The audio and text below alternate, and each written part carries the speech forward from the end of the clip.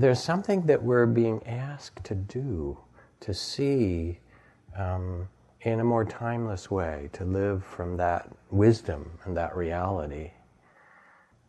And then as we open that space of seeing in a new way, with a kind of willingness and courage, then we get what Zorba called the whole catastrophe.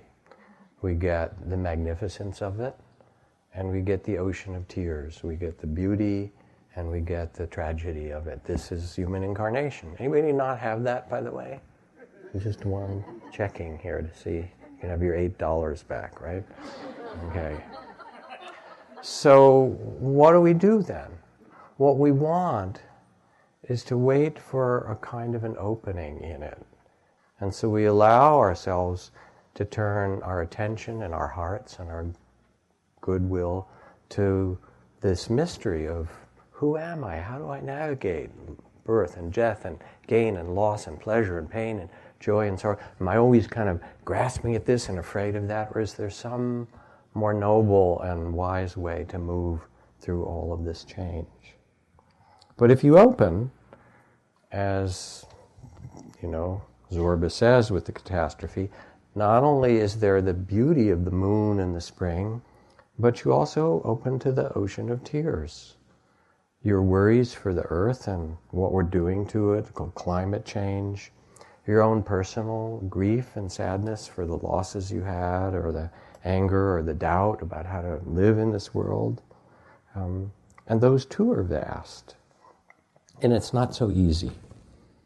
Here's James Baldwin, such a magnificent writer and, visionary. He says, "Love takes off the masks that we fear we cannot live without and know we cannot live within." I use the word love here not in a merely personal sense, but as a state of being or a state of grace. Not in the infantile American sense of being made happy by stuff or someone. That's quite a phrase, isn't it? Thank you, James. But in the tough and universal sense of quest and daring and courage and growth. It's a different meaning of love than the love of gratification. It's the love of willingness to show up for this life fully. And that takes, awareness and attention and courage and love. And periodically, you will die. I mean, yes, you're going to die anyway, that's right, we know that, and we've got the statistics, and the mortuary is waiting for you, I promise you, they've got it all figured out. But you're going to have other deaths as you go along.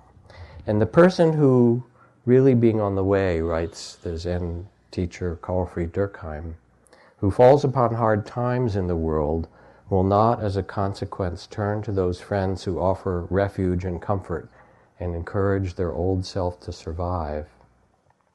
Rather, they will seek out someone who will faithfully and inexorably help them to risk themselves, so that they may endure the difficulty and pass courageously through it.